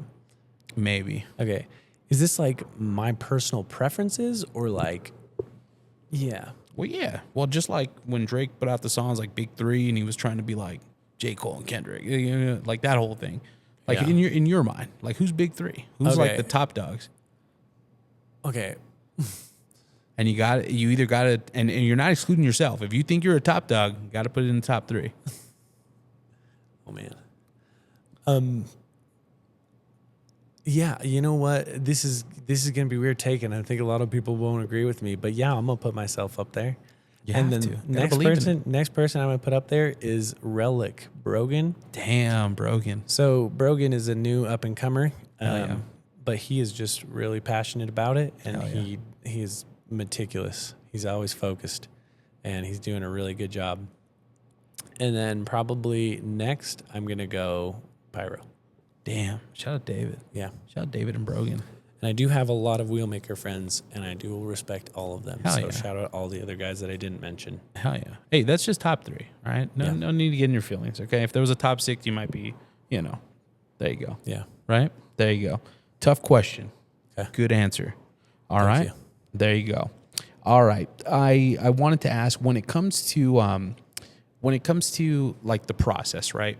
Are you someone who kind of feels like, okay, F1, F2 are dialed, now it's just about process, like just getting them pumped out? Or do you feel like you're always chasing that next like tweak, or you're always chasing that next upgrade, or you know what I mean? Yes, tweak. Yeah. Chasing the tweak. Okay. Pause and chasing the tweak. Yeah. Yeah. I do feel like I owe it to the people who support me and want more of my wheels, because that's a Yeah. common frustration people have with DudeGuy is not enough product Yeah. to figure out process. And so I have tried to put some time into that. Shout out Seth for increasing the say, production I love Seth. at DudeGuy by a factor of a lot Hell that yeah. I don't know, but That is great. yep, Seth is killing it. He's awesome. But at the same time, I'm always looking for something. Shout out Formula 3 on the horizon. Dude. Yeah. Formula 3, is that an exclusive? What do you mean Might be. exclusive? I mean, have you mentioned it before? I've leaked it here and there. Okay. So we'll say it's exclusive. I wouldn't mind sharing some more Formula 3 info Yeah, on let's the drop it pod right exclusive. now. Give me a brief overview. You like Okay, that? Formula The brief 1. overview. Formula 1 is very soft and grippy. Too soft for some people. Okay. Formula 2 is a little closer to a pyro wheel. You know, it's like a harder wheel, but it's got grip where you want it. Yeah. It's not too grippy, manageable. Formula 3 is aiming to be right in the middle, and the numbering is going to be confusing for some people because they think soft, hard. Okay, it's going to get harder Formula 3, Right. but it's not about the feel. It's actually about the manufacturing technique. And the whole goal with Formula 3 is to just have more quantities available. So it's going to be a different manufacturing method that should hopefully take less time to get out the door, where Formula 1, I'm sanding the whole wheel, front, back, inside, all of it, contact patch. Damn. Formula 2 is a little bit closer where you can get them out a little quicker. Formula 3 should be a lot better. So I'm really hoping to have Formula 3 on the Skate Station Pro setup. Yeah. Will be Formula 3. I'm hoping to have Formula 3s in other retail spaces like Slush Cult. There you go. Whereas I can't do that so well with Formula 1 and 2, which takes so long to make. Okay. So I'm hoping Formula 3 will come out later this summer. Hell yeah. Yeah. Perfect. Since we're on topic, talking about fingerboard shapes and hardnesses and whatever all goes into it, right? Sure. A little bit of a curveball for you. Obviously, there's a standard street shape, right? That's pretty universal when it comes to skateboarding wheels. And, you know, this is very caveman of a statement here, but for the most part, a wheel's a wheel. Yeah. Right? Being that fingerboarding mimics skateboarding, and that's the gist of it, high overview of it. There you go with a high overview. Do you think that there's any one wheel company who can claim like the ownership on a wheel design? Any one wheel design? I don't think so. I think we're all copying either skateboarding or another fingerboard company somewhere. I know for me, and I think a lot of people, when I was making my core wheel shapes, well, actually, you know what? It came from recycled wheels for me. When I was making recycled wheels, I was trying to, like, it kind of makes sense. With recycled wheels, I'm cutting it out of a skateboard wheel. I'm like, this skateboard wheel is a conical lock-in. Let me make a miniature conical lock-in. Yeah. And at the beginning, I used to even like measure the wheel and divide it by 8 because we're in 8 scale and get all the dimensions as close as I could and learn how to do the in cut on the faces and conicals and all these things. And so my Formula 1, Formula 2 wheel shape guide now that I use kind of came from making a million recycled wheels that were just one-off sets. Yeah. And seeing what people wanted and liked, and then taking that. That being said, so I essentially copied all these skateboard wheels that I had. Yeah. And I also went to the Spitfire website and looked at their shapes and took inspiration from those because everyone loves Spitfire. They look great looking wheels. Those iconic wheels. Yeah. I take my own liberties from there, you know, and modify it slightly. It's not like just take a picture and print it. Right. But yeah. I love that. Well, listen, to be more specific, the reason I asked that question, and I asked this because, you know, a lot of times when we're doing these pods, we ask the internet, what do you want to know from these guys? And a very popular question that people wanted to know is recently you released a wheel that was a DudeGuy wheel. It was an off-road wheel. Yeah. Okay. It started a little bit of a controversy, right? Obviously, it's a sick wheel, sick design. Obviously, those exist in real life. Yep. You know what I mean? Like you can go into a fucking skate shop or wherever and get those wheels. It's not like, reinventing the wheel, right? But, you know, there was a lot of people that kind of felt a certain type of way in regards to, there was one other specific company who had put out something very similar within the last year or two. And like, any thoughts on that? Yeah, it was just not intentional. So the whole wheel, this off-road wheel that I did, it was an April Fool's thing. And I thought we were going to make 10 sets and people were going to laugh about it and move on. Yeah. And then everyone started asking me for more. And so I was like, oh, I don't know. I guess this is a thing. And throw back to what I said before. This isn't like, you know, if people are asking for a product, it's because the product that they want isn't there yet. Right. And, you know, I think everyone knows what I'm talking about. I don't think it will be whatever. Brewski's wheels are sick and they're there. So like I'm stoked for everyone who gets Brewski's wheels. I posted a story and sent everyone there. I hope everyone who wants outdoor wheels, if mine are sold out, go check out Brewski's. Brewski's are what you want. Get Brewski's wheels. They're great wheels. There's nothing wrong with Brewski's wheels. I like But that. if someone wants my wheels, then someone wants my wheels. Very respectable. So just for the record, no fingerboard beef. No, no and wheel in beef. fact, I would love to clear the air with anyone who has beef with me. Yeah. And I can't imagine anyone have beef with you. Like this fucking I would. sweetest guy. If anyone has beef with me, hit me up. I would love to talk about it. I'm a nice guy. Yeah. Respond to the DMs. Yeah. There you go. I'm not afraid to. In fact, I will say I'm not going to go into all the details, but I had recently a fingerboard misunderstanding with a shop owner, and we hashed it out. We talked for a good half hour on the phone. We didn't reach an agreement, and we hung up. I messaged him later. We talked about it a little more, and we reached an agreement, and now we're homies. Wow. I would love to do that with anyone who has a beef with me. Let's talk about it until we find an agreement. I love that. Yeah. When it comes to wheel drops, okay, often they sell out instantly, which for the most part is a good thing, right?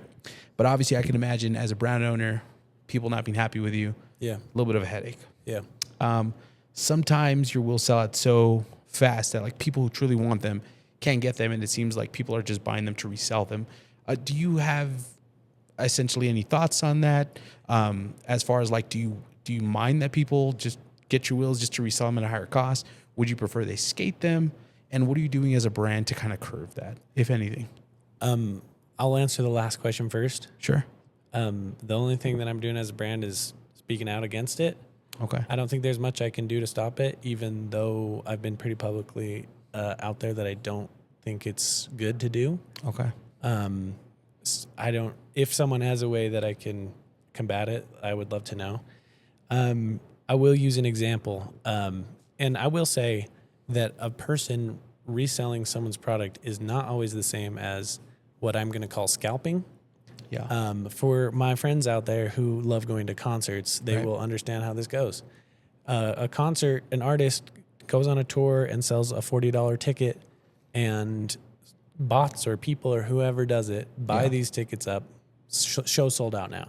Yeah. It's a couple of days before the event, and a bunch of people really want to go. Guess what? The tickets are $80 now. Yeah. Guess who making $40? Not the artist who's putting in the music. Someone who bought the tickets because they had $40 at the time and wants $40 more now. Right. I don't know what good or benefit that added to humanity to have that person make $40 off of someone not getting a ticket. I just don't get it. So that's a specific example. If someone in the fingerboard community is doing that exact same thing, AKA purchasing wheels with the intention of now they feel limited to people, now I can make money off of other people wanting these. Yeah. That feels bad to me. I don't like that. I don't think that's good. I don't think that's benefiting people.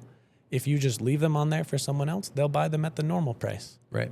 And if you, I don't know. So that's pretty much, I don't know. That might be all I want to say about that, unless you have any follow-up questions. But Well, no, I mean, so a lot of the times, like for instance, for Beats pants, right? A lot of people, same thing. Yeah. And so they kind of limit this like one set per order. Is Yeah. that something we're actively doing with yes, DudeGuy? I do one set per order. So if I'm doing a product that I think will sell out quickly, I always do one set per order. I don't always do one set per order, but even when I don't do one set per order, because I've done that so long, Yeah. most people don't buy more than 2 or 3 sets of wheels on a drop, especially of a style. I think that's because partly I have had people order too many, genuine on accident, and I've kind of hit them up and been like, hey, I'm going to refund you. And they're like, oh, I'm so sorry, I didn't notice. Yeah. And so there's been enough of those times that I think people are just kind of careful and don't order too much. But even if people order one, there's still a market to resell, and I can't go checking everyone's address and everyone's grandma's address, and people have been known to do that. People will have their girlfriends or their wives help them check out or whatever, and I don't have time to investigate I feel like that'd be over every the top. purchase. Yeah. And so it's going to happen. If people want to do it, they're going to be able to do it. It's not that hard to do. Absolutely. Yeah. There you go. I love it. I don't, for the record. You don't love it. I love your answers for the record. Yeah. Okay. Don't love the stress you're put under. But which wheel is harder to keep in stock, or like which wheel do you kind of see? Is it like the Formula 1s or 2s, like the recycled ones? Do you kind of see it more with? Yeah. Well, so actually, more recently, and I'm not sure if it's because I've done less advertising about recycled wheels, but like recently we did a surprise recycled wheel custom drop. So this is actually also something that kind of frustrates me sometimes. We did a surprise custom recycled wheel drop. It was only like 10 sets or something. They were up for like 3 or 4 days, which in my opinion, if you want a product from a brand that sells out quickly and they're up for 3 days, I think that's a pretty fair chance to get them. But even after that happened, I have people like, I can't get your recycled wheels ever. They're always sold out too fast. And I get that not everyone's watching Instagram. In fact, I just recently added to the website an email notification. Damn. And that's not like a marketing thing. I just know some people aren't on Instagram, so I'm trying to do that, help people out. But yeah, I'm doing my best. Oh yeah, anyways, but your question was, and this is maybe also hashtag advice for anyone making wheels out there. There you go. The wheels that do the best for me are when I open my stock customs, which basically means someone can choose any wheel shape, any color that they want. So like I like to make fun colorways, you know, and those always are fun too. People do really like those. But the most that I sell are when I'm just like, you pick your own, you know, it's like free for all, and people do really enjoy that, and I enjoy that too. Made to order wheels are really fun to make. You know, someone can pick exactly what color they want for their setup. So yeah, that's probably the hardest to keep in stock, but it's also the ones we can probably do the most of. Okay. So yeah, I love it. When doing my research for this episode, obviously, I go through deep dive on the Instagram, check out other stuff you've put out, other pods. One thing I found interesting with the USAFBL pod is, and granted, this was about a year ago, but you seem to question the point of wholesaling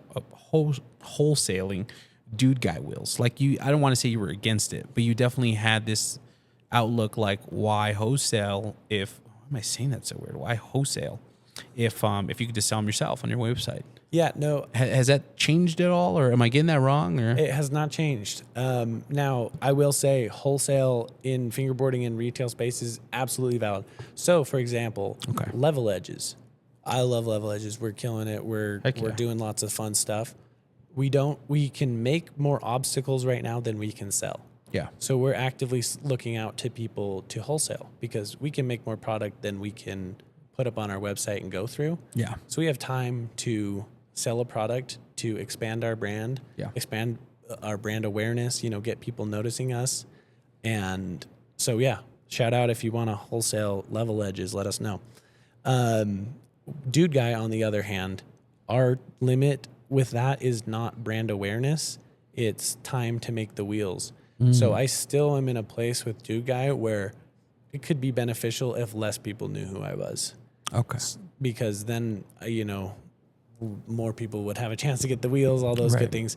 And if let's say, for example, that I choose to, I just had a conversation with Clay about this on the drive up here. It's a long drive up. Yep. And he gave me some good advice. But let's say, for example, if I decided to wholesale, you know, 50 sets of wheels, which I think is a medium-sized order to Clay, that might take me upwards of a week and a half to make wheels, which pushes the next drop back a week and a half. And we're usually about 2 weeks to get our stuff ready.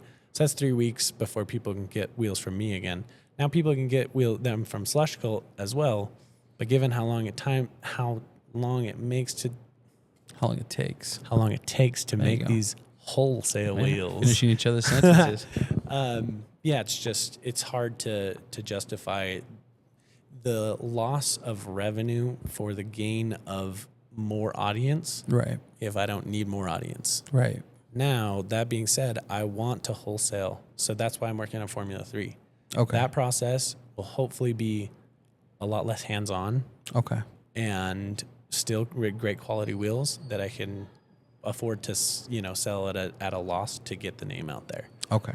So I think the conversation of should you wholesale or is wholesale the right thing for you or all those things are really dependent on what you're making and how you're making it, and it's not the same for everyone.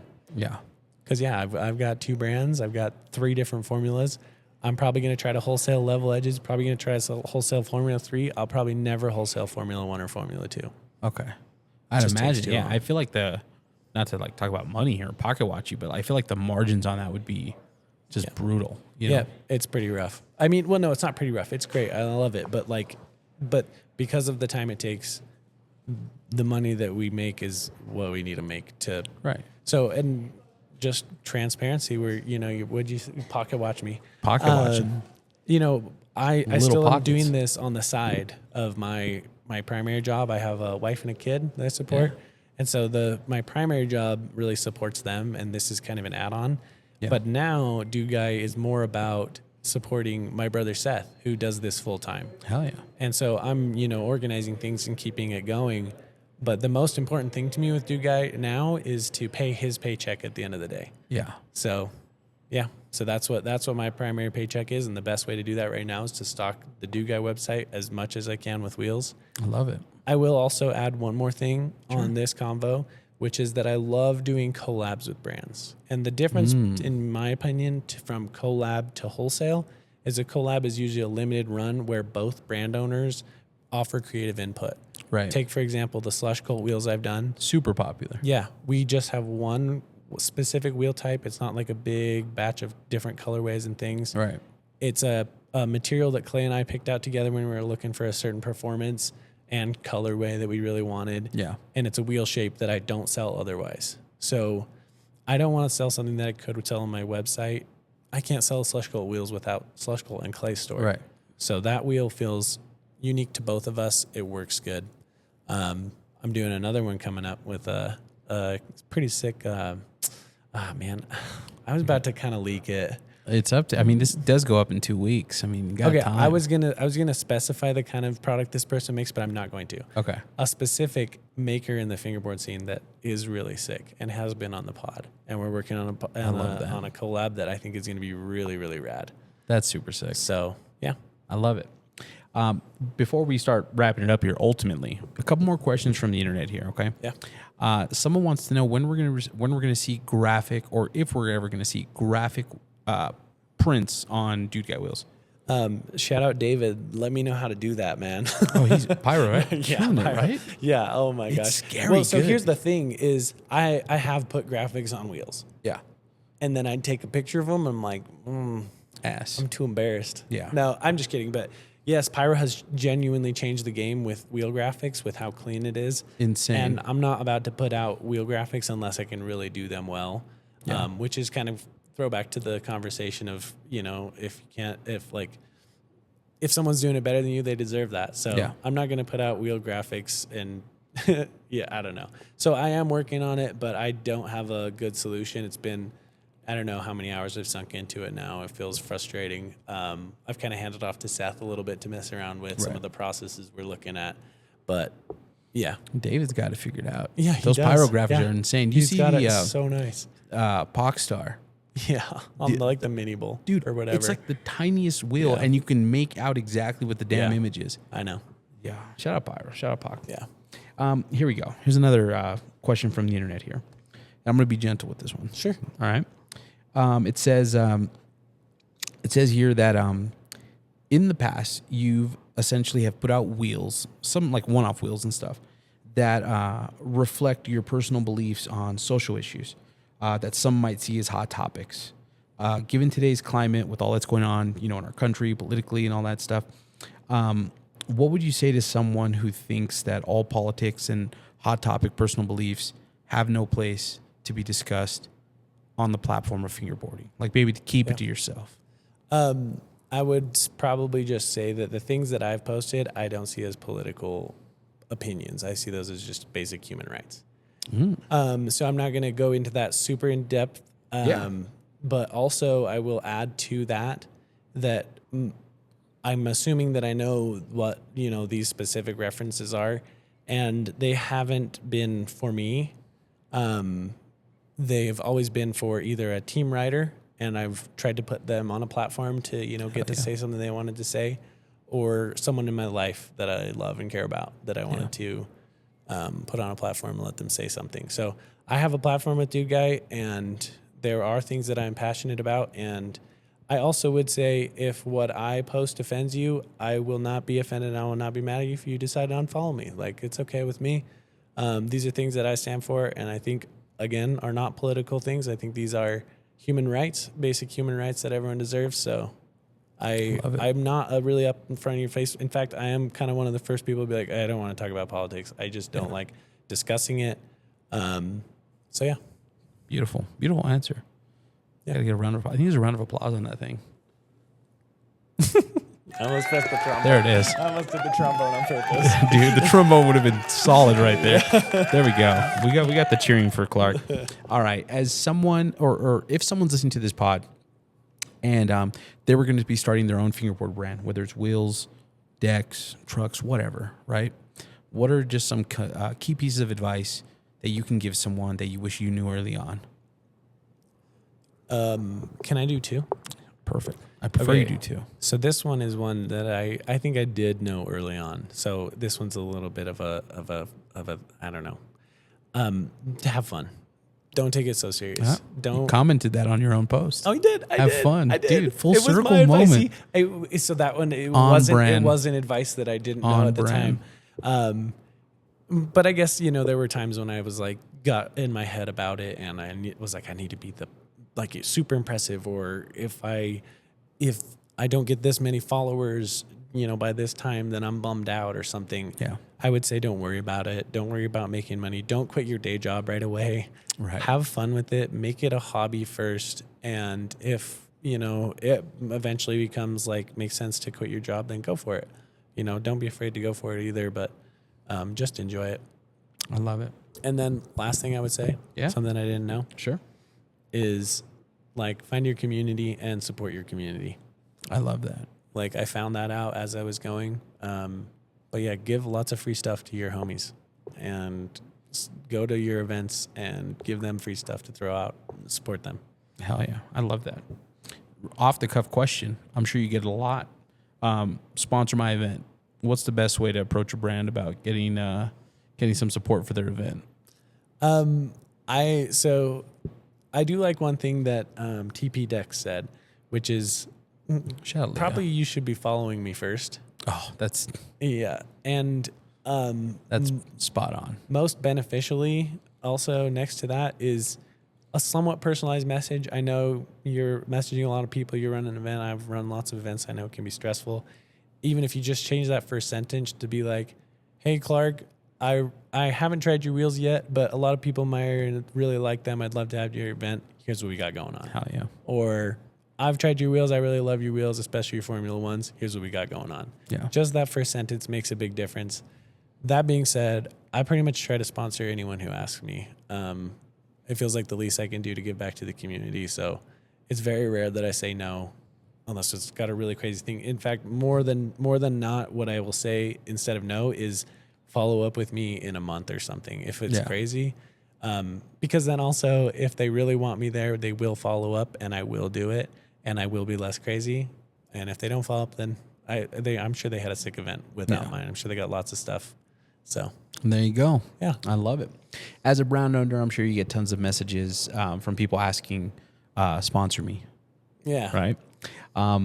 What are your thoughts on that? Is that the best way to get sponsored? And essentially, what does a brand owner like yourself with DudeGuy look for when you're looking to essentially spot a rider? Are you actively looking at what as a brand owner, what kind of pulls your attention in? Well, so honestly, when someone asks me to sponsor them, okay, if it's a random person on the internet, it's not that hard to do. It's like, hey, I don't know who you are. Yeah. Sorry. If it's a friend of mine, it stresses me out because there are genuinely a good 30 people that I would put on the team right now if I didn't think it would totally taint the meaning of being sponsored by DudeGuy. Right. And then having to pick between this 30 people that all are sick fingerboarders, all are my good friends, is really hard to do. And it feels bad, honestly, even when I do pick someone, because there's people who I think that I also would have loved to have on the team. And I've kind of been in a tough spot with that recently. I'm like, I don't know what to do. So I've just kind of taken a step back from that. I mean, I still, support all the people who are on my team, but I haven't been actively thinking. Although I will say I've been thinking about adding a scooter specific guy, because shout out the scooter community has been really good to DudeGuy. Killing it. And then as far as what I look for, probably beyond just, probably the first thing is I think that my wheels, especially Formula Ones, are pretty unique. Yeah. They have a unique feel. And if you haven't tried my wheels and you don't know which formula you like, you're definitely not going to be on the team. That's kind of a first thing is I want you to know my product. If you're going to be an ambassador of the brand DudeGuy, then I want you to be able to talk to people about them. You don't have to like Formula 1 and Formula 2. I have plenty of team riders who only ride Formula 2.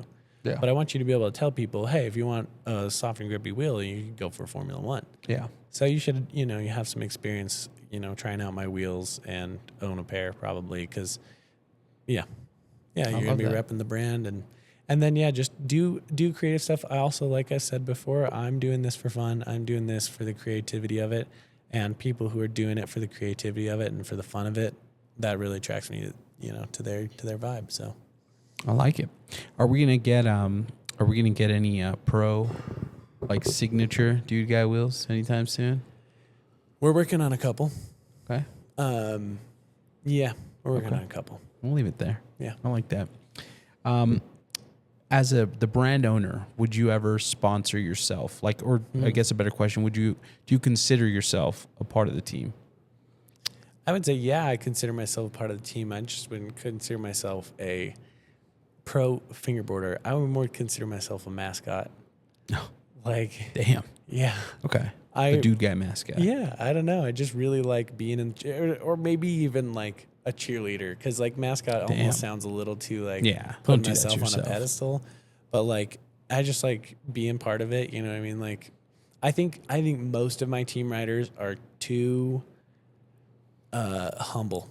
Well, maybe not too humble, but like I'm gonna speak up for my team riders, because I'm afraid they won't tell people how sick they are, because they're all super sick. Super sick. So that kind of cheerleader. So no chance for a Clark wheel? No, I don't think so. Okay. I all wheels are Clark wheels. Honestly, I don't make a single wheel I don't like. I like that. Damn, we got to put that on a t-shirt. All wheels are Clark wheels. Yeah. Damn. There you go.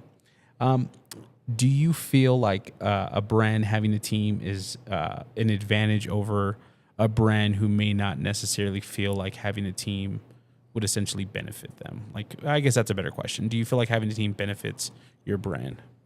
I don't know that I would say it at the end of the day, if you like summarized all the pros and cons, that it's way better or way worse. But I do think that, actually, no, I'm going to take that back. Redacted. It does help. Yeah, absolutely. Because some of the most creative projects I've done have been inspiration from team riders, and I think it also just helps keep you humble and know who you're doing it for. And yeah, I don't know. I think it is the best thing to do. I think it's one way of many to show that you give back to the community. That is what brought you, whatever success you're having.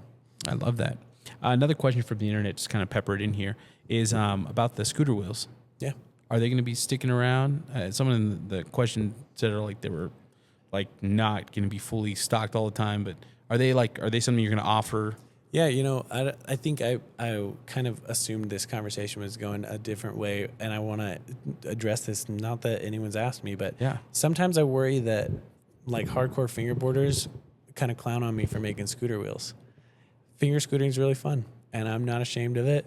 There you go. Even though I just said that I'm afraid of that sometimes, because like everyone, I got some insecurities, but I do love making scooter wheels, and I love seeing people post scooter clips. Hell yeah. And it's dope. Honestly, I don't see the, I think it comes from like skating and scooter kids and that kind of, but that's so like elementary. Yeah. Like it's sick. And every time I've seen someone who's like, I don't finger scooter, try one out, they're like, this is hard, and this is actually really super fun. Yeah.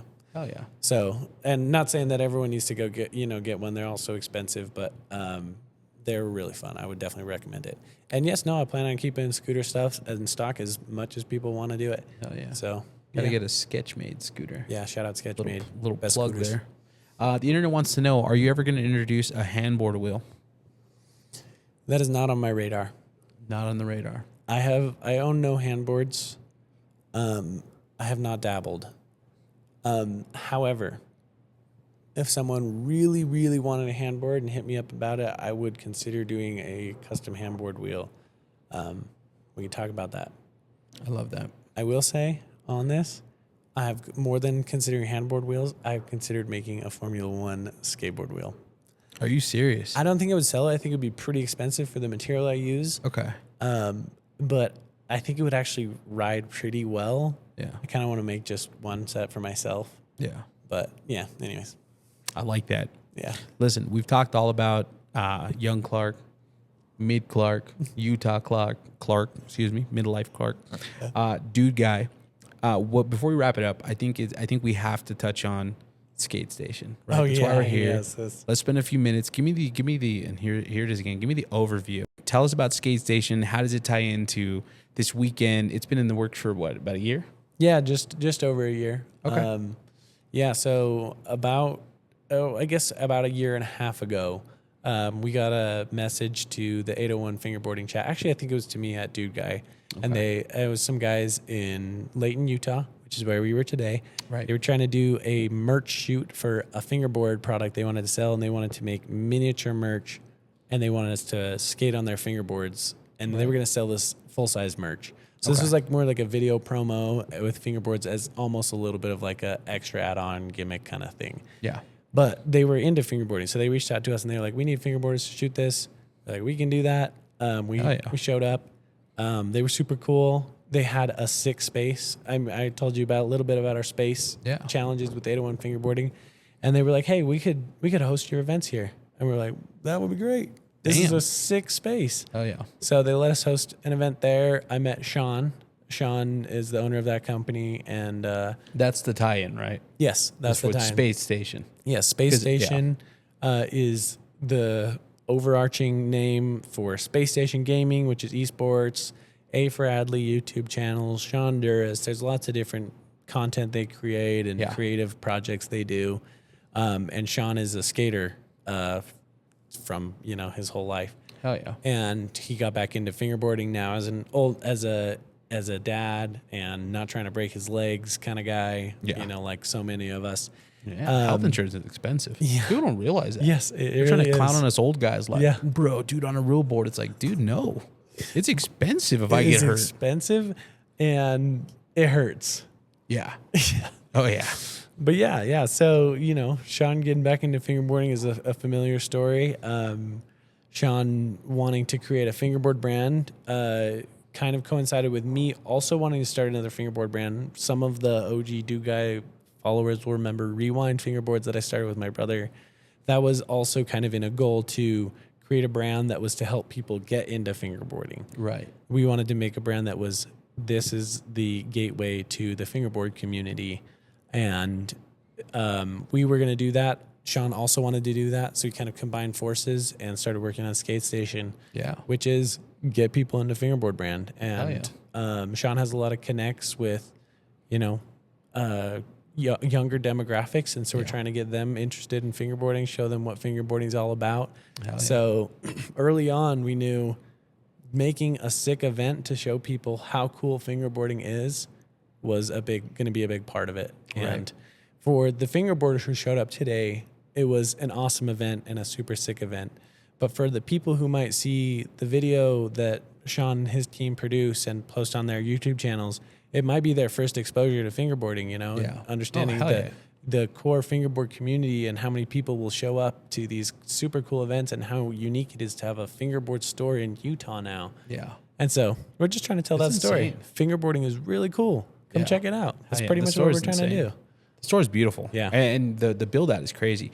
The dinosaur made out of skateboards. Yes. Was that Shout out Cody. Dude. Yeah. Such a nice dude. Yeah. Cody's met him when awesome. we had pizza. Shout out Cody. He told me he had a surprise, and I was super excited to see it. And he showed me, and it was way cooler than I could have imagined. Yeah. Oh, dude, pointing it out to Clay today, we were just like, bro. Yeah.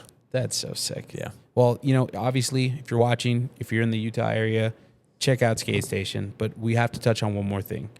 The lure between DudeGuy and Level Edges. Oh, yeah, sure. So I want to touch on that. I think probably 6 months ago, maybe a year ago, we were DMing, and I think you had mentioned that to me. Yeah. You were like, hey, don't... You were one of the early people I told. I kept it chill. Yeah, thank you. But give me the backstory on that. Yeah. Because we've seen in recent time, we've seen Dynamic take over. Yeah. Joy Colt blistered with Flat Face, other brands, which I don't know if it's out there, so I won't say. But now we have DudeGuy, Level Edges. Yeah. Give me the backstory on that. Well, quick shout out Scott. I don't know if I would have gone for it if I hadn't seen Scott do it first. Okay. With Joy Colt, and I was like, he did a great job. I could do that. Scott's a mastermind. I love Scott. Jared, the previous owner of Level Edges, he definitely lived in California at some point. Okay. But he lives in Utah. He came to a couple of events. We got talking. He knew that I had the skill set to do it. And not that we had any kind of conversations about that, but he just called me kind of out of the blue one day and said, hey, I think I'm ready to try some different projects. I've been doing level edges for more than 10 years. Yeah, a decade. And I'd like to, hand it off to someone, and you came to mind. And so, I spent some time thinking about it. We talked about it, and we went for it. It was kind of like when I decided to do it, I did it probably 75% just because I'm like, I don't want this brand to go away, and I don't know who else is going to buy this, and we're close by. We'll figure it out. I don't know. And but I also did it partially because, or like the only reason I agreed to it was because my little brother Seth had agreed to come work with me. Right. I was already overwhelmed with the amount of DudeGuy orders that we had, and just on my own. Right. But I didn't know for sure if DudeGuy alone could pay Seth's salary to work for me full time, and I wanted him to work for me full time. So I was like, hey, let's diversify a little bit, and also, what sounds fun? Making concrete aux. That sounds like a lot of fun. That sounds fun. Sounds kind of messy. Yeah. Sounds like it's gonna ruin my garage a little bit. Shout out Sean that we're out of the garage now. Yeah. But yeah. So shout out Seth. So okay, and I do want to say, I do very little for level edges nowadays. This is Seth's project. I've definitely handed it off to him, and he's doing really cool things with it. Hell yeah. He's a really creative person, and he's got a lot of skill and talent. And he's taking what Jared made, which is really solid, well manufactured. It's like a legacy. Yeah, manufactured concrete obstacles that everyone knows and loves.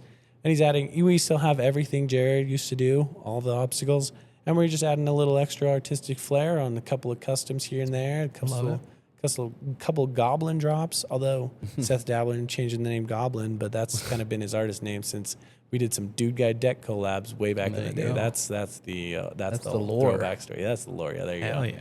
There you go. Yeah. Dude, I'm Shout out stoked Seth. for it. There you go. Shout out Seth. To wrap it up, questions in regards to you as a fingerboarder. Okay. Cool. All right. Any current sponsors or dream sponsors? No current sponsors. Dream sponsors, Dial Star 69. Damn. Clay, that would be sick. I know you're watching. I know you're up in the room right now, probably wondering where I am. There it is. Dial Star 69. Dude, that was such a hard plug. Let me see. Your go-to complete fingerboard setup. Like if you had to set up a brand new board right now, what are we talking? Deck, trucks, wheels, tape? Well, I do really like my Dial Star 69, but I've only tried one, and I still will shout out Clay for that. But I really don't know what I like in a deck. I'm going to be totally honest. Okay. I jump around all over the place because there's so many sick deck makers to try. Yeah. And I like trying all of them. I'm rarely disappointed in a deck that's someone spent a little bit of time making well.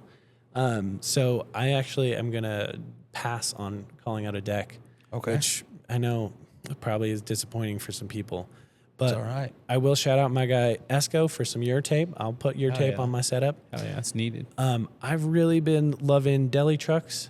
Dude, Sydney's such a sweetheart. I'm not a picky guy with trucks. Yeah. So I will take honestly any trucks that I've got around. Yeah. But deli trucks are a great option for so many reasons. Hell yeah. I really, really love teak bushings. 51A is a sweet spot for me. I really like them loose. Hell yeah. That's a real soft one, right? Yep. Dude. Yeah, softest one teak will sell. Yeah. And then I really like Formula ones. There you go. So. There you go. I love it. Go-to flat round trick. Heel flip. I knew it.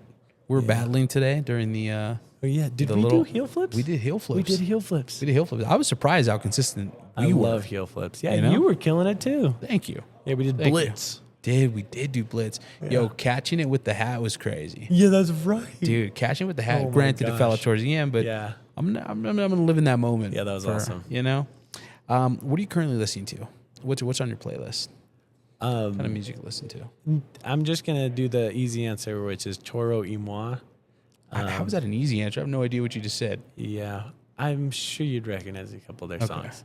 I just saw them play here in Utah not that long ago. Okay. And they've been a fave since high school, but they just came out with an album that I must have listened to at least 100 times, and it came out this year. I don't know. I just can't stop listening to it. It's like my album when I'm like, I'm not sure if I want to like spend time thinking about what I feel like. I really love music. I listen to a lot of music. But if I'm feeling tired after a day at work and I don't want to, think about what I feel like listening to, hop on Toro y Moi. Damn. You're going to give me the spelling on that. Oh, yeah. Toro space Y space MOI. For the longest time, I said Toro y Moi, I think, or something. Toro y Moi. Yeah. But I don't know. There you go. Favorite Taylor Swift song? Come on. I know you have one. Oh. I feel like you're thinking about it. You're almost humming it. I'm trying to think of one to not look like a fool that I don't know any Taylor Swift songs. Dude, Taylor Swift she's great. I know. I've seen She's the like a pod. shitty billionaire. I know you love Taylor Swift. Yeah, dude, I'm a big Swiftie. I'm not like I feel like, I'm not like anti Taylor Swift. I'm neutral Taylor Swift. Yeah. But I'm also unexperienced Taylor Swift. I've definitely heard a bunch of the songs, but I don't know how many I could tell you by title. That's fair enough. Fair enough. Just kidding. Well, let's hear it. Sing it. Don't say it. I can't remember the lyrics. It's when Taylor Swift did rap on SNL. She did like a really hardcore rap. Dude, I gotta Google that. I don't know if I've seen that. Or I gotta she dropped YouTube a that. million F-bombs. It's the best. Really? Yeah. I Have you gotta ever check seen that the out. Natalie Portman rap from SNL? I have. Yeah, it's like that vibe, but Taylor Swift did one. Damn. We gotta YouTube that. Yeah. Who are your biggest supporters when it comes to Dude Guy in life, just in general? Who are like you? Who's your support system? My wife Tara. Shout out Tara. Shout out the wives. Yep. Seriously. And shout out Seth. Love Seth that. is my number 2 right after Tara. Like really, he's like every day he makes my dreams work. Hell yeah. Yeah. That's the best. He's working hard. He's loving it. He's killing it. I love that. Who's your favorite character on Mom Talk? Yeah, that's not hard, but Do you have a favorite character? Yeah. Do you remember the name? No, yeah. I'm just trying to decide, but I'm gonna go Jessie. Okay. Who's the one that like danced over her kid in the hospital? Oh my Whitney. That's like, I feel like I like her just because I feel like that's RSV. savage. My baby Yeah. got RSV. Yeah. Dude, that was so good. That was incredible. I think I'm gonna go with her to be my favorite. that's Yeah. a bold call, but yeah. Yeah, because you know what? It's almost like when you like the villain. You know what I mean? Yeah. Where I feel like the show kind of villain. Let's not Yeah. get into it. All right, All yeah. right. Here we go. This is gonna be a Also, no, we are what do we got? just one more. we got to get into it. If it was last season, I'm taking Demi. But if it's Ooh. this season, I'm taking Jessie. Damn. Demi came out as a villain this season. Really? I haven't gotten that far. Oh, Don't spoil shoot. it. Clark, Oh, I haven't gotten that far. don't tell your wife. Yeah, we have to gotta put this out a finish month. We got to put this out 2 months from now. We're gonna do some back and forths, some Okay. very quick, just looking for single word answers, right? Just Okay. yes or no. Just I'm gonna give you like red or blue, and you pick one. Yeah. Right. No context. Sure. And I got normally I don't ask. I just go straight into it. But I'm gonna ask you, just because we're here in Utah, I want to be respectful. You're gonna hit a smash, marry, kill. Oh yeah, sure. Oh, perfect. Yeah. Here we go. You ready for this? Yeah. Speed round. Mom Talk or Sister Wives TV show? Mom talk. Hell yeah. We're right here again. We're linked in. Plastic wheels or urethane wheels? Urethane wheels. Urethane wheels or skateboard recycled wheels? Urethane wheels. Tacos, burritos. Burritos. Skateboarding or fingerboarding? Fingerboarding. Black River dynamic. Black River. Ooh. Yeah, Ollie. Yeah. That was a They've good been one. shouting us out this week. Hell yeah. Love Ollie. Smash, marry, kill. Clayton from Slush Cult. Smash. Mike Schneider. Oh, I love it. He just went smash straight for Clay. Or Ollie the Hooligan. So we got Clay, Okay. Mike, Ollie. Smash, marry, kill. Okay, no. All right. Yeah. Dang. Well, I don't think I'm going to offend any people because it seems like everyone picked it. Shout out Mike. Shout out Mike. We love Mike. Oh, I know where this is going. Yeah. He's getting the axe. Yeah, Oh, sorry, Mike. dude. Shout out Mike. Wait, you know I what? can't even say that. Can you say that in a sentence? That feels bad. That feels bad. Yeah, I mean, Yeah. Mike. But, Mike's going to be the But guess first what? one out. I can say this because this episode comes out after the knife pod. Oh, yeah? Yeah. Oh, yeah. Oh, dude. Now I'm confused. I'm pretty sure Andy didn't kill Mike. Oh. I think he kills Clay. I'm pretty sure he smashes Mike. Wow. Which in hindsight, it's like, That's a choice. yeah, that's a choice. I'm pretty sure he's the only one to ever smash Mike on the pod. Everyone's got preferences. Yeah. I don't Hey. clown on anyone for their preferences. Yeah, man. heck Got yeah, your dude. preferences. Shout out Mike. He's beautiful. But also, I have had my least experiences with Mike. There you go. Okay, I got it. So I've got we're it, yes. Mike. Yeah, but I've got it. That also gave me enough time to think about the last two, which was kind of a hard one. But I'm a smash clay, which is what I said right off the gut. So He's trust thick. your gut. Yep. Yeah, he's thick. Yeah, Clay's a handsome fellow. Yeah, didn't call it Star 69 for nothing. You know what I mean? Sure. And I'm marrying Ollie. There's a reason for that too, though. I want to live in dude. Germany. Hell yeah, dude. And Ollie's just a fun Ollie's guy. great. You can hang out with Ollie all day. Ollie's great. I just don't know why he has such an issue with cold sandwiches. I don't know about that. That could be a deal breaker. Now we'll figure it out in our marriage. We'll figure it out. We've got our whole life ahead of us. Dude, Clark, this has been, I just want to talk about mom talk some more. This is great. We can just get into the credits. Let I the know, credits right? roll. Let the You can credits talk roll. about mom talk. Clark, this was such a fun weekend. And honestly, with everything that happened last month and stuff, I needed a good weekend with the boys, with mountain the air. fingerboarding, the mountain air. It's been beautiful. Yeah. Clark, DudeGuy Wheels, where can people find you online? At DudeGuy.fb. Pretty love it. easy. Pretty much everywhere. It's DudeGuy.fb. I love it. I love it. Except for Gmail. DudeGuyFB, no dot. Because I can't remember what. No, is it? I feel like all the I don't good even know Gmails my are own taken. email. Dude, I'm the same way. Mine is Yeah. like letters and numbers, and I always got to like click and check. Yeah, I remember because, that. I was emailing you for this. And Yeah, there you go. There you go. Thank you Bigspin Podcast. Like, comment, subscribe. Clark from DudeGuy Wheels. Shout out Utah. Shout out Mom Talk. Shout out Clark. shout out Chris. Shout out you. Shout out you. Perfect. Boom. Trifecta. That was beautiful.